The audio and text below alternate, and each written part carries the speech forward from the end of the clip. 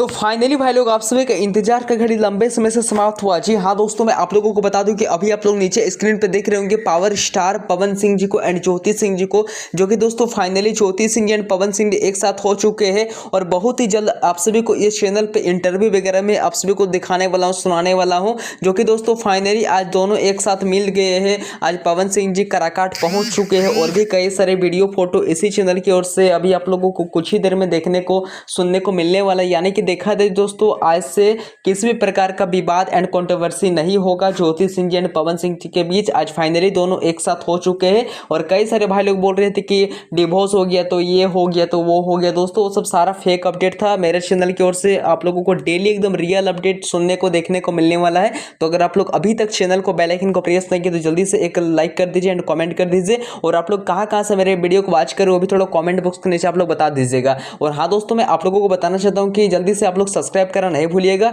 Because अभी कुछ ही देर में एक से एक वीडियो फोटो इंटरव्यू वगैरह सुनने को देखने को मिलने वाला है, ताकि सबसे पहले आप लोग अपडेट देख पाइएगा अगर चैनल को सब्सक्राइब कर लीजिएगा तो चलिए मिलते हैं किस नेक्स्ट वीडियो के। Thank you. जिससे कुछ ऑफिशियली अपडेट आएगा मैं प्रोवाइड कर दूंगा।